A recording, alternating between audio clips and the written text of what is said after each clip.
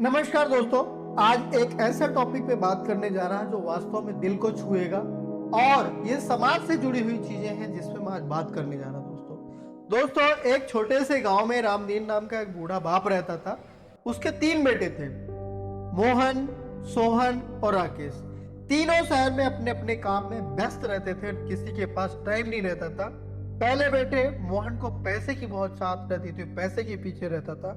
दूसरा बेटा सोहन, उसको स्टेटस चाहिए था, वो स्टेटस पाने के लिए उसके पीछे भागता रहता था।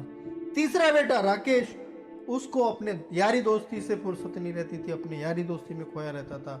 बाप रोज सोचता कब मेरे बच्चे लौटकर घर आएंगे, क्योंकि ये जमाना था जब टेलीफोन के साधन नहीं थे।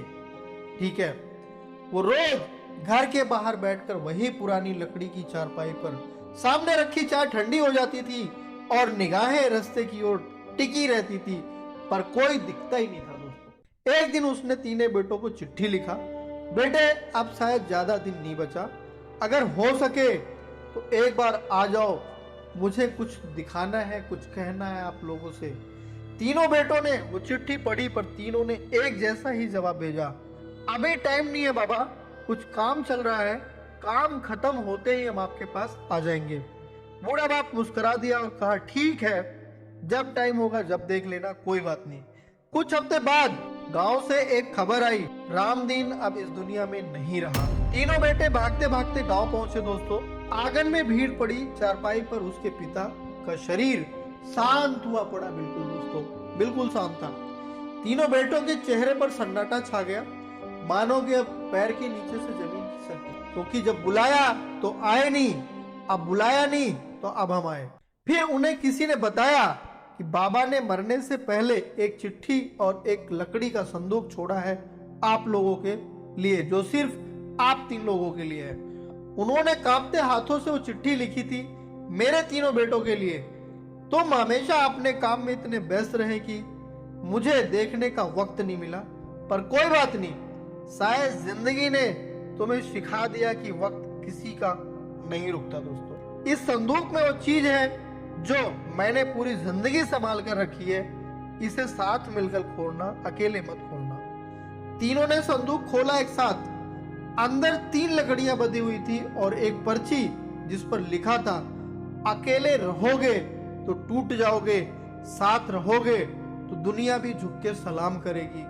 उस पर्ची के नीचे एक पुरानी फोटो थी जिसमें वही तीनों बेटे बचपन में अपने बाप के गोद में मुस्कुराकर खेल रहे थे। दोस्तों, ये तस्वीर देखने के बाद में तीनों की आंखों से आंसू बहना शुरू हो गया। पहली बार तीनों ने एक दूसरे को गले लगाया और वो एहसास हुआ जो सालों से खो गया था। दोस्तों, एक बार सोच के देखना, ऐसा मंजर कैसा महसूस कर रहा होगा। पिता की सीख और परिवार का मूल्य एक्चुअल में उनको उसी दिन पता चला जब उन्होंने अपने बाप को खो दिया। दोस्तों, पिता कभी हमसे नाराज नहीं होते, वो बस चाहते हैं कि हम याद रखें, दुनिया का कोई भी काम इतना बड़ा नहीं है कि हम उसके लिए अपने माँ बाप को अकेले छोड़ दें।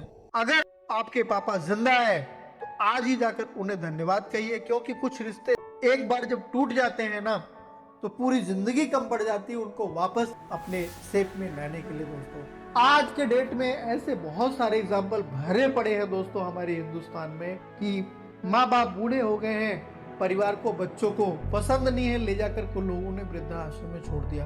आप सोचो, जब आप छोटे थे तो वही माँ बाप आपका लैट्रिन भी साफ करते थे, आपका कपड़ा भी धोते थे, आपको कपड़ा पहनाते थे, आपके जेब का खर्चा भी देते थे, आपको पढ़ाई भी करवाते थे।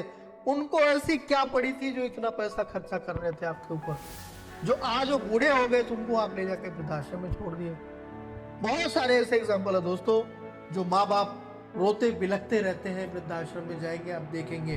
धिक्कार है ऐसे परिवार पे, ऐसे बेटे पे, ऐसे बहू पे। तो दोस्तों, thanks for watching mirror mentor hub. बाकी जुड़े रहें लगातार मिरर मिंटोर हब के साथ, नए नए तरह की प्रेरणादायक कहानियां, मोटिवेशनल वीडियो हम आप तक पहुंचाते रहेंगे दोस्तों। और सब्सक्राइब करें जिन्होंने सब्सक्राइब नहीं किया दोस्तों। Thank you so much.